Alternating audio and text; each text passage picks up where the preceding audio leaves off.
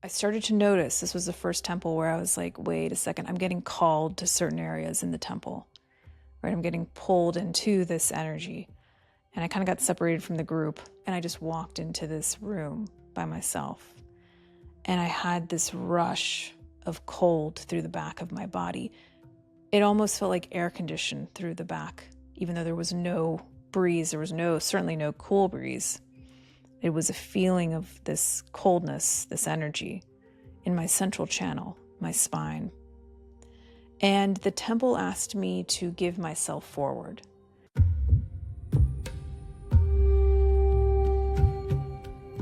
Welcome to SoulPod, where science meets mysticism and your inner wisdom leads the way. I'm your guide, Crystal Cassidy, and together we will bridge the seen and the unseen, science and spirituality, the practical and the profound. From quantum physics to energy centers, near-death experiences to extraterrestrial contact, join us as we delve into the mysteries of consciousness and journey together towards a more awakened, compassionate, and soul-connected world. Find your seat, drop in, and let's go on a journey together. Welcome back, light beings. Crystal here with another episode of Soul Podcast. I am so excited to be with you here today. We're going to talk about ancient Egypt. I just got back. I'm still jet lagged. Just got back from ancient Egypt. And I didn't want to delay recording this episode because, as you can imagine, especially from a spiritual perspective and an energetic perspective, Egypt is a massive portal of transformation. And there's so much to talk about. This will probably be a part one. But what I want to share with you is not just education about ancient Egypt. You can find that from some amazing sources.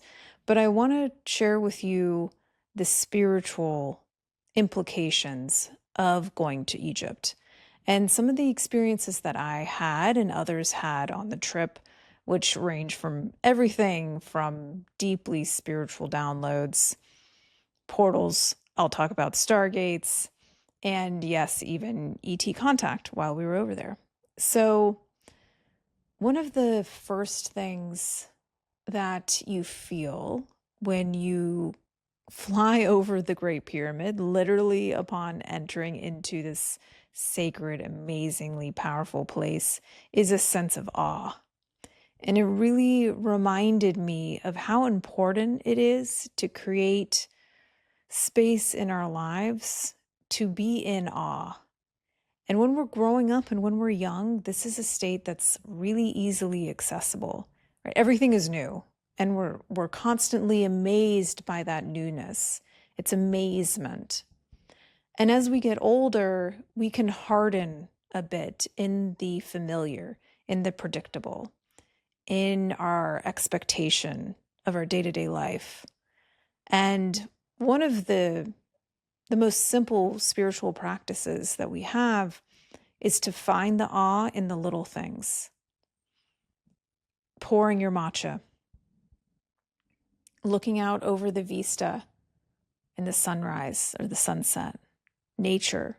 Like, we can find those moments of awe, but it is a lot easier sometimes when you're faced with grandeur, right? It's like, it's hard to not be in awe of the Great Pyramids. If you have been there yourself, you know what I'm talking about.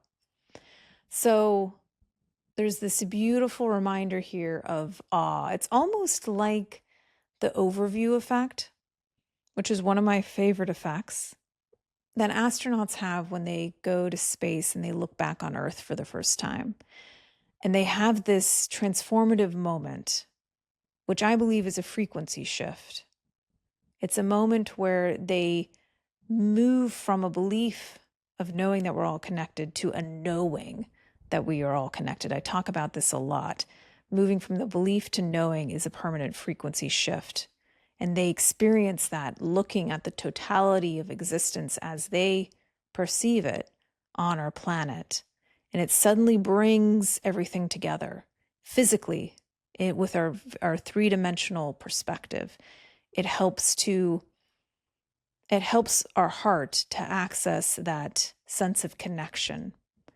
And you don't need that to experience the overview effect or heart opening or awe, but it does help. It's a good propellant, almost like a psychedelic journey. It's a good accelerant along that journey. So there's awe. I was traveling with Billy Carson's group, so you might know him from Ancient Aliens. I'm a big fan. I've been following him for a long time. He's a beautiful person. And the cool thing about this group and traveling with Billy and Mohammed Ibrahim is that he's an Egyptologist that has grown up with the pyramids outside his window. He's deeply familiar with ancient Egypt, having studied it his whole life. And he's really pushing the boundaries from the foundational archaeology. And I'll mention this now. One of the things that I find interesting about Mohammed is that he is bridging the old and the new.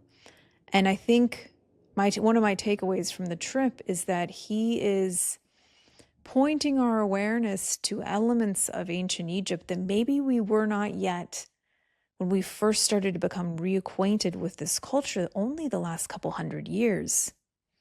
We weren't quite ready to accept that. And I'll talk more about what I'm referring to. But there were maybe elements of ancient Egypt that we haven't been open to up until this point. And I really credit Mohammed, he's written some amazing books, with pushing that conversation while honoring the archaeological foundations and what we can say and what we can't say about ancient Egypt. So I'm certainly not an Egyptologist, so I'm not here to teach you about that, but I will share with you what I felt and what I learned and the downloads that ensued. And it was very intense. Now, one of the things, and I've heard this consistently in a few people's experience with Egypt, it's almost like it's asking you to give something up before you get there. Like there's a little bit of a pressure cooker, I noticed, before you get to Egypt. And once you're first in that space and you're kind of being forced to look at some things in order to move forward. And so just about everybody I know goes through some sort of challenge, whether it's physical, emotional, spiritual, all three. There tends to be at the beginning of the trip, especially, some challenges to go through.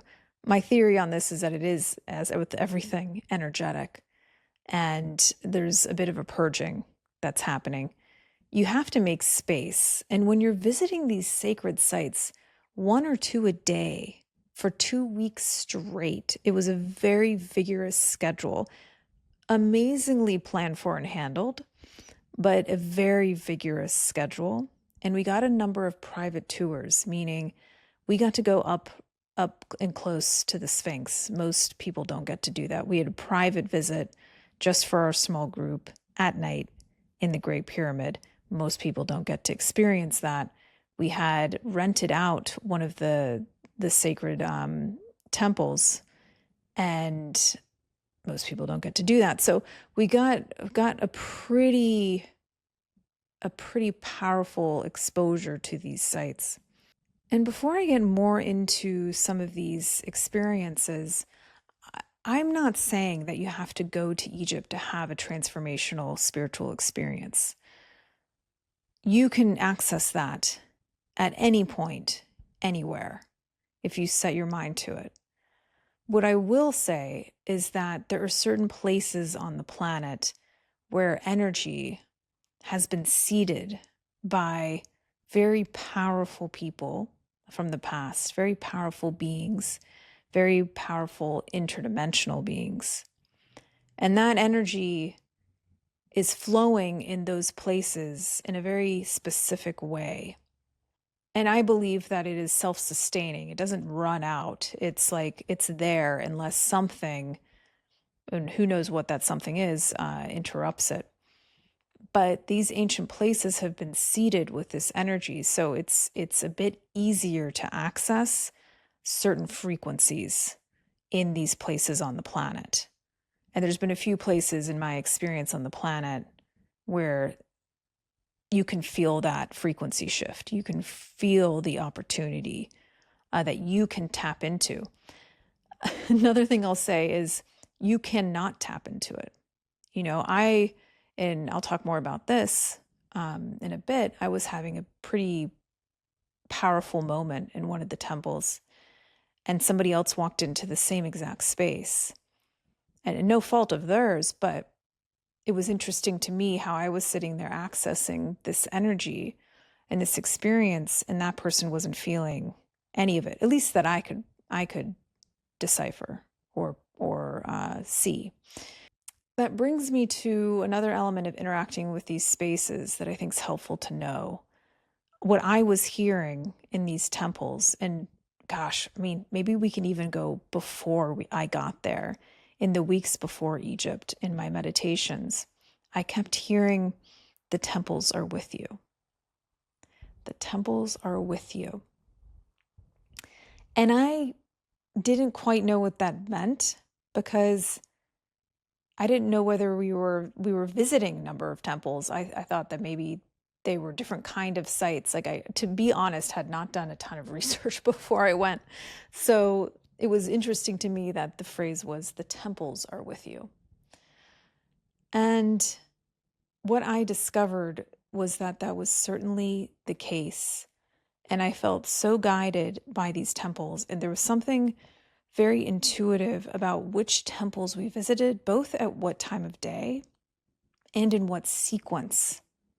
There's certain temples that are very powerful in the morning. They're like a morning energy. And then there's certain temples that are very powerful in the evening. And it can be just a very slight shift as far as how you can interact with that energy. But there's so much that goes into these temples that we know, and so much more that we don't. So one of the symbols that I've been connecting with for a couple, maybe a year now, before this past year, Egypt as an energy hasn't been a main driver in my spiritual journey. I've been pulled in other directions. So this shift in the last year and a half, maybe, to feeling Egypt calling me, showing up in my meditations, the trip coming together really easily. Like, it very much seems to me that Egypt calls to you when you're ready. And a lot of times when your awakening is about to take a major leap, or life is calling more from you, I believe that you get called to Egypt during those times. And even if you can't physically go to Egypt, those energies can still start to work with you. And I've heard this from so many other people, interestingly, more than I had thought. Egypt and the energies of Egypt and the gods and goddesses, which are avatars of different types of energies and frequencies, can work with you in all kinds of amazing ways, just like other avatars can work with you as well. And so it's really interesting to me that Egypt has called to me personally at this point. And one of the symbols that had come to me first was the Ankh. It's a symbol that most of us are familiar with, maybe in some way. It's eerily similar to the cross, the Christian cross. And the way it was explained to me in Egypt is that the Ankh, the bottom vertical part, really is made of two tracks that are coming together, which represents duality. The horizontal part of this Ankh shape is earth, and the ring that connects at the top is infinity. And this is pointing to life. The Ankh is a symbol for life energy. And you see it everywhere, in every temple.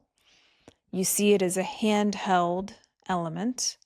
You see it, and I'll talk more about this in a moment, as many Ankhs making up the trunk of the tree of life, which is a really beautiful image. And you see it physically being fed to the king or the queen from some deity, from some being given life. right? So it's a symbol for this powerful, powerful life. So the beginning of the trip, we went to a few different amazing sites. The Great Pyramid, which was really, really cool. We went to the catacombs. I don't know if you'd really technically call it, I think it's called the catacombs, but in the Serapium. And this was the beginning of, that little question mark in your mind of like, wait, how did this civilization do this? And I know we talk about that a lot and like from an ancient aliens like point of view, but it's a valid question. You're sitting in the Serapium, which is an amazing place, and it's long halls, and in each room are these humongous boxes. They look kind of like sarcophagi, but not really. They never found any actual bodies in them, maybe a few animal bones. But they look like they were made for giants.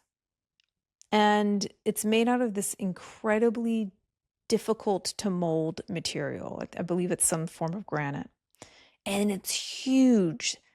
And they're one full slab per piece of these boxes. And it really starts to make you wonder, like, okay, how did they make it? And then how did they move it? Right? And multi-ton structures. And it's a very eerie, I felt like it was a very eerie place, not in a bad way, but in a otherworldly way. It felt otherworldly to me. It didn't feel like a temple to me, like some of the other places. And it felt like there was some sort of purpose for these boxes that was not only for, or not at all for burial. So it does make you wonder, what was it used for? What were these boxes intended for? And we really don't know. So that was the beginning of kind of like, very thought-provoking at this Serapium. The other temple that we went to that I think is important to mention is Karnak. So the temple Karnak, now on this day, it was so hot. I was half delirious, and I'm pretty sure I got some form of heat stroke. But as I was moving through that space, this was one of the cooler things for me personally to think about. And that's this point, and we'll put a photo up here, in the temple where there's a door. And on either side of the door, there is hieroglyphs. And I'll point this out throughout our journey. There's multiple temples that have this very specific marking, these symbols. And it's the symbol for star. It's kind of like, looks like a star almost. And the symbol for gate, Stargate. And it's next to, I believe it's some sort of inscription around the king at the time. And Muhammad told me there were 5 so-called Stargate kings, or these kings that are known to have, or to be associated with these Stargates. And it's literally on both sides of an open door. And he was explaining to me that these kings had the so-called ability of the stars to operate, if you will, this technology. So that really blew my mind, right? Because, I mean, if you've ever watched the movie, literally called Stargate, one of my top 5 faves, so much of that obviously was tied to ancient Egypt and inspired by ancient Egypt. But there's a lot of interesting parallels, a lot more than I had anticipated. And so I started to really follow those symbols throughout all of the temples. And I'll put up something else here that's really interesting.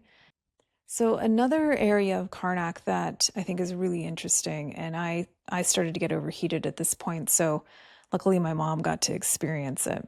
But there's this area, and it's 7 doors on top of each other, and it looks 3-dimensional. You'll notice that in the image if you're watching the video. And it's doors within doors within doors within doors. And there's obviously multiple interpretations of this, but the one that resonates, at least with me, is this is a symbol for interdimensionality, for portals. So there's Stargates. You'll start to notice that we have inscriptions and kind of depictions that point to Stargates. And then there's areas that point to more of what we could call a portal experience, an interdimensional experience. And I asked Mohammed, I was like, can you explain to me what the difference is in your mind? And he said, well, Stargates were meant to be a form of travel. And maybe it is that there were certain beings that had their ability to create their own Stargate. They could travel at will through consciousness. But then there may have been reasons, understandably, for those who didn't quite have those abilities yet, and they would have some sort of interface that would help you travel. And I'll tell you more about my experience with one of these. I think it's an intact Stargate in a bit. And the portals are a bit different, and it's a keyhole into another dimension. So you could say they're like same but different in some ways. Stargate could potentially be tied to a certain star system for certain beings and certain types of travel. And these portals could be for experiencing other realms, completely other realms. So that was really interesting to me. And you start to realize that these ancient people, they left this behind for us for a reason, right? And my feeling is that they had realized their inner technology at some point in time. I don't know if it was all ancient Egyptians, but it was some of the ancient Egyptians that realized that they were interdimensional beings, and maybe they were taught and helped by other already advanced beings. But you can't help but think that as you go through these temples. It's really hard not to. And so these 7 doors, I find a few things interesting about this. One, the number 7. I think about the chakra system, kind of dimensions of consciousness, 7 dimensions, 7 realms. It's a really interesting depiction, right?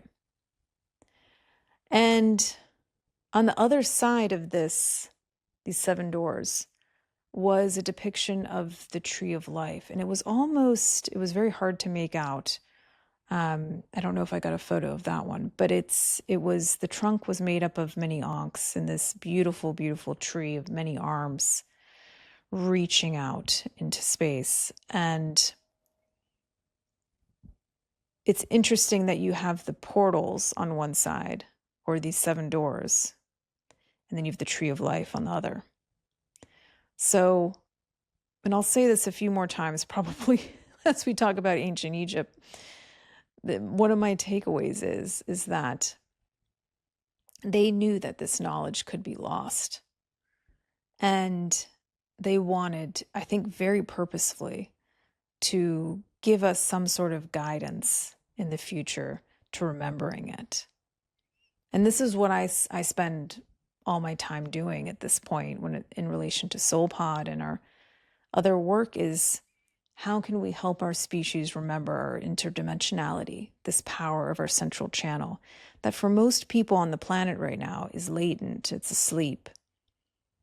And so I really do think that the ancient Egyptians realized that this was a technology that could be harnessed and we could step into our power.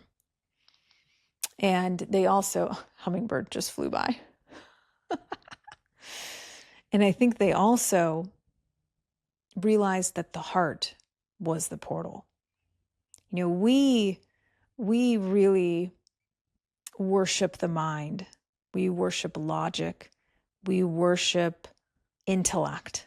That's what we've worshipped over the last couple hundred years, if not longer. And now I believe we're being called to worship something new. Not the intellect, not logic. AI is the pinnacle, the top of the mountain of the intellect. We've done it. It's the causal experience, if this, then that. And the Egyptians realized the heart was the power center, that the heart was the on and off switch to activating your inner technology. It has a much greater electromagnetic field than our brains. So that's only something we're recently being able to understand, is the power of the heart. I'm not talking just about as an organ, I'm talking about it as an energy center. And the portal that it is when you open your heart and bring that into coherence with your mind. I mean, you're moving into another type of experience. So that really inspired me about the ancient Egyptians and confirms a lot of what I've both personally experienced and what I've studied. So another temple that we visited was at Abydos, and this temple had a number of rooms. And one of the rooms, and it was like a series of them kind of side by side, they all had the Stargate signs on either side of the doors. And I started to notice, this was the first temple where I was like, wait a second, I'm getting called to certain areas in the temple, right? I'm getting pulled into this energy. And I kind of got separated from the group. I got yelled at so many times. Got separated from the group, and I just walked into this room by myself. And I had this rush of cold through the back of my body. It almost felt like air conditioned through the back, even though there was no breeze. There was certainly no cool breeze. It was a feeling of this coldness, this energy in my central channel, my spine. And the temple asked me to give myself forward. So this kind of goes back to what I was talking about earlier, in that the temple asks something of you, it seems like, at least in certain places for me. And that's why some people will tap into this energy and some people won't. One, because they don't really have any intention to, and that's okay. And two, you kind of have to know how the relationship works. And so the temple was saying, give yourself forward. There was offering of myself, putting myself out into the possibility to meet that energy. And as soon as I did that, I could feel these great beings. And it feels like, take it or leave it, it feels like the same beings that I have been in contact with rather recently, an acceleration of contact. That'll be a whole nother conversation. But I think that the beings that we're working with, the ancient Egyptians, are the same, if not similar to the beings that are working with us now, or at least in my experience, with me now. There was a familiarity to it, if you will. And again, it was this feeling of like the temples are with you. Go forward and bring harmony. I felt the word harmony quite a bit. Building harmony, building flow, flowing with life, releasing resistance, allowing life to delight you. That was really the feeling that I got. Lots and lots of love flowing in.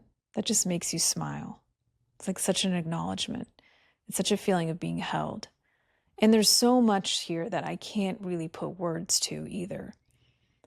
This is another, I think, element of the experience that I started to notice was consistent in many different places, is that these activations come in and it's information that your conscious mind can't even really hold on to understand it, right? To put meaning to it.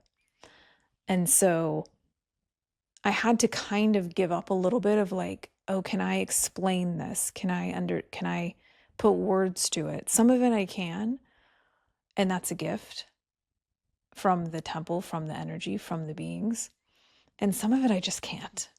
And then that means I'm probably not meant to, right? So some of it's just for you. Some of it's codes that go into your body, your mind, and your spirit in ways that probably will continue to be revealed. I can feel that. Ooh, I can feel that. There were a lot of other places in this temple that I found incredibly interesting. So there's another symbol that you'll see very often. And in this temple, there were these like pillars, bigger pillars, not the Jed symbol, but similar. But they almost look like Tesla power pillars, like these massive pillars that they were holding and using in imagery. An open and closed lotus, right? The open lotus, receiving knowledge, opening, closed lotus, integrating, bringing it down into the human experience. That's my own personal interpretation, by the way. And then there was some elements of like 2 doors when it comes. Oh yeah, there was a Stargate with 2 doors. One for going out, one for coming back. That was pretty cool. 2 doors side by side. Another thing I want to mention, I'm actually skipping forward to the next temple, so we'll mix up temples a little bit here. But in this Abydos temple, it's where I first started to realize that there was this line of imagery, and the king was in one color, kind of like a tan brown, and then deity was in blue. King, tan brown, deity, blue. King, tan brown, deity, blue. And it's just like a long line of these interactions of the rulers and the divine beings. And I asked our guide, I was like, I'm noticing that certain beings are depicted in blue. Does that have any meaning? And then you'll start to notice that you see this, like there's scarabs in certain places, especially at the entrance to some of the temples, that are also sometimes in blue. And my favorite moment, again, take it or leave it, but the guide said, oh yeah, extraterrestrial. And it was so matter of fact. I was like, okay, I'm in the right place. Like that's my feeling too, is that they were depicted in blue for a reason. And I'll put up some images here of what I'm referring to. But it really does make you think. And in my experience, these beings that I was both connecting with there in the temple and in my own day-to-day life are blue beings of incredible love and incredible power. And they're our guides into this process of realizing our interdimensionality as a species. So do with that what you will. I found it really interesting. So another thing I'll mention about the Abydos temple is if you go down to the bottom levels of this temple that used to not be accessible, but there's this incredible water table, which is really unique. And they've tried to drain it. They've tried to figure out how deep it is. It's pretty deep. There's something about the water table there that like this water has just been there and it's been there for thousands of years. And it's this green kind of weird looking water. And there's all of these rooms that are on one side of the water. And it's kind of like a moat around these huge pillars. There's also a flower of life symbol down there as well. And the theory is they don't think that that was put there by the ancient Egyptians. They think it was maybe put there by, I think Pythagoras was one of the theories, that somebody came through there and put the flower of life in.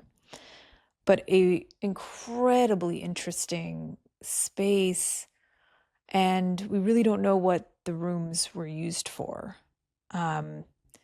According to our guide, that this was a temple for deep healing. It was kind of like the ICU of temples, if you will. You came here if you were dead or dying or dealing with really huge traumas. And his theory is that these rooms were used for interdimensional healing and some sort of energetic application in that area. And you could really feel it. It was unique to be in that space. And then in one of the central rooms that, not central, but like off to the right in that area that has been closed off for a long time, we got to go in. And there's this incredible inscription on the roof of that room of the goddess of the night sky. It's just like she's draped over. And it shows you all the moon cycles and tons of information And it just really blows your mind. But that felt like a really unique space, a healing space in some way. And it even looked a little industrial. And I'll kind of point out in some of these areas where it felt more like a technology than it felt like a temple, if you know what I mean. Like there was some sort of energetic application in that space is what it felt like. So a really, really powerful place. All right, so for today, we'll end on Dendera. Dendera, one of my favorite temples, the Dendera temple. This was a priestess energy temple. If you're looking for priestess energy, go to Dendera. It was incredible. And so when you're first walking into the temple, there's this amazing gate. And at the top, you'll notice that there is a scarab. And there's the bottom of the scarab with wings. And so the scarab, which I bought so many scarabs,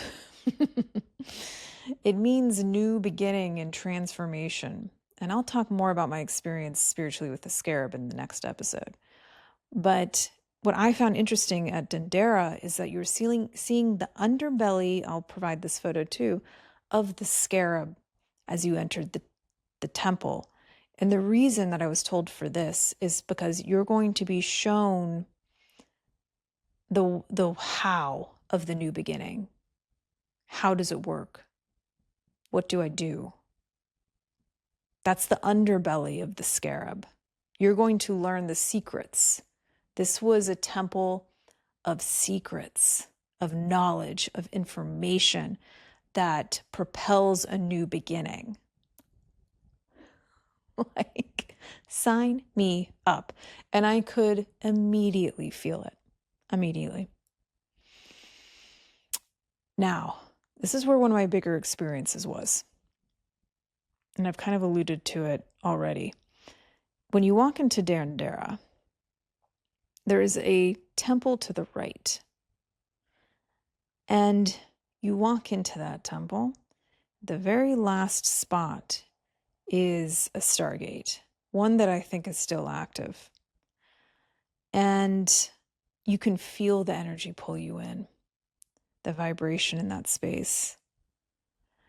And again, it's a door kind of carved, what the guide calls a false door. And I'll put this up as well. It's a false door, but it's really not, right? It serves a purpose, and I think a very practical purpose. And if you stand, you have a really funny video where the light is creating an effect on it. But if you stand in front of that portal, in front of that Stargate, and you can see the inscriptions for that on the door, that can feel like an acceleration, if you will. And going back to the scarab, again, I hope I mentioned that it's blue. It was a blue scarab. So I consider this interdimensional extraterrestrial knowledge and wisdom that you can access at this temple. And it's all about Hathor and energy balancing. You'll receive a full reveal, new beginning, and you'll know the secrets of the new beginning. So just to summarize that there. But the temples served, from what I learned, different elements. Like you would go to different temples for different issues, whether that was altered states, healing, energy distribution, communication, interdimensional travel. So each temple kind of had its specialty. And this was a really, really powerful one. And you also notice that a lot of times before the Stargates or the portals, you'll see the Sphinx or some type of Sphinx facing each other before it. And so that kind of opens the energy. One more thing I'll mention about Dendera that it's amazing is the ceiling of the temple is still intact. And this ceiling is dotted with stars, and it shows all of the constellations, or not even constellations, galaxies. And so in another part of the temple, they had taken it's almost like a zodiac wheel, but it's of the night sky. And it's something that NASA actually used to better understand the night sky decades ago. So they were actually looking at ancient Egyptian depictions to better understand cosmology, which is so interesting, right? And it's unfortunate that they took it away from the temple. But that's one area. But the other area is these amazing, amazing depictions of galaxies. And then there's people within these galaxies on a ship or a boat shape beneath them. Now, I found that really interesting because is it a boat or is it a ship? I wonder. Is it a boat or is it a ship? It's different peoples within each galaxy. And then, of course, there is the zodiacs themselves are also depicted in that temple. Really beautiful. You can still see the colors. So Dendera really was meaningful for me in that it was the first place that I had felt priestess energy in a big way. I felt Hathor. Now, Hathor is always tied to the falcon. And what is the falcon? It's one of the only birds that doesn't feed on dead carcasses. So it was very revered in ancient Egypt. It was considered a clean energy. And it gives you a bird's eye view. And I'll talk more about that maybe in the next episode when I had a more kind of distinct experience personally with Hathor energy. But I could feel the priestesses' energy. I could feel the lives lived there in service. And there was also this incredible downstairs area that you had to kind of climb into. And it's where they had stored the valuables of the temple. But the writing's kind of hard to get into. So I was like only there for a little bit.